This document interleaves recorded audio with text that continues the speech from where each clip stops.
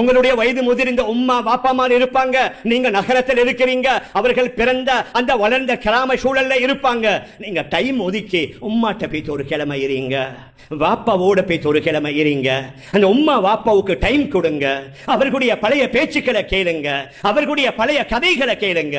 அவங்க கையால் அந்த உம்மா ஆக்கித்தாரத்தை சந்தோஷமா சாப்பிடுங்க.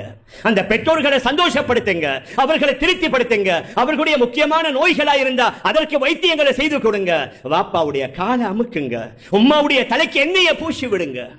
நாங்க வாழும் போது அவங்க என்னெல்லாம் இல்லை எங்களுக்கு செஞ்சாங்க.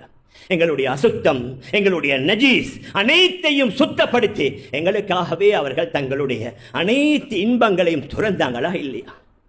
சில கடந்த காலங்களில் நாங்கள் பார்த்துருக்கலாம், சில பெற்றோர்கள் வெளியில ஷர்ட் போட்டிருந்தாலும் உள்ளுக்கு போட்டிக்கிற பெனியன் கிழிஞ்ச பெனியனாக இருக்கும். மகன் நல்ல வசதியா இருப்பார், ஆனா வாப்பா அந்த பெனியன் இன்னும் கொஞ்சம் நாளைக்கு போடலாம் தானேன்னு சொல்லி அந்த கிழிந்த பெனியனை சில வேலை துவைத்து துவைத்து போடுவார்.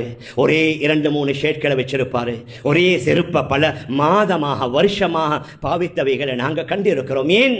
என்னுடைய இந்த பணம் என்னுடைய மகளுக்கு தேவை, என்னுடைய மகனுக்கு தேவை என்பதற்காக அவர்களுடைய நியாயமான, அவர்களுடைய மிக முக்கியமான தேவைகளை கூட தியாகம் செய்தார்கள் பிள்ளை குட்டிகளுக்காக. ஆனால் இப்போ மகான் பெரிய ப்ரொஃபஷனல் ஆகிட்டாரு, அவர் லோயர் ஆகிட்டாரு, அவர் டாக்டர் ஆகிட்டாரு, அவர் பெரிய பெரிய போஸ்டில் இருக்கிறாரு. இப்போ உமாக்கு வேறு ஆப்ஷன் இல்லை. என்ன செய்ய, என்ன மகான் பிஸி தானே, என்ன மகான் டாக்டர், அவருக்கு டைம் இல்லை, அவருக்கு சரியான வேளாண்டு உம்மா அவர்கள் மகனை திருப்தி யாக்கி வச்சு சொன்னாலும் உண்மையில் அவர்களுடைய உள்ளங்கள் அழுது கொண்டிருக்கும். யார் யாரையோ சந்திக்க டைம் கொடுப்போம், கூட்டாளிமார்களோடு இரவு 12 மணி 1 மணி வரைக்கும் அவர்களோடு உட்கார்ந்து அரட்டை அடிப்போம், அவர்களோடு பேசிக் கொண்டிருப்போம். ஆனா பக்கத்தில் உள்ள உம்மாவை போய்த்து பார்ப்பதற்கு டைம் இல்லை, வாப்பாவோட போய் கொஞ்சம் உட்கார்ந்து பேசுவதற்குரிய நேரம் இல்லை. அங்க ஹரம் ஷரீஃபில் இமாம் சுதேசி அவர்கள் ஞாபகப்படுத்தினார்கள், வயது முதிர்ந்த உங்களுடைய பெற்றோர்களுக்கு டைம் கொடுங்க, அவர்களுக்கு ஹிதமத் செய்யுங்க, அவர்களோட போய் அமருங்க, அவர்கள் பேசுற பேச்சை கேளுங்க.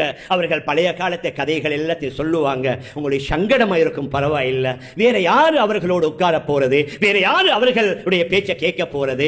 மகன் கேட்கணும், மகள் கேட்கணும், பேரன் பேத்திகள் உட்காரணும். நாங்க இடையில ஞாபகப்படுத்துறது, சில வெளிநாட்டில் அநேகமாக உள்ளவர்கள் தங்களுடைய பிள்ளைகளுக்கு ஆங்கிலத்தை தான் படிச்சு கொடுத்திருப்பாங்க. யூகேலையோ யூஎஸ்லயோ கனடாலேயோ அவங்க வெளியில வந்தா வலிக்கு விழுந்தாலும் தவறி விழுந்தாலும் ஆங்கிலத்தில் தான் விழுவுறது. அவங்களும் நாங்க சொல்லக்கூடிய பிள்ளைகளுக்கு தமிழை படிச்சு கொடுங்க, சிங்களத்தை படிச்சு கொடுங்க.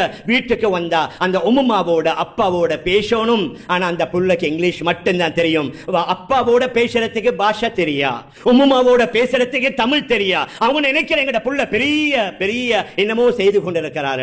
அந்த உம்மா அந்த அப்பாவுக்கு பேரன் பேத்திகளோட கொஞ்சம் ஆசை, ஆனா பாஷை தடையாக இருக்குது. இது எல்லாத்தையும் நாங்கள் யோசிக்கணும்.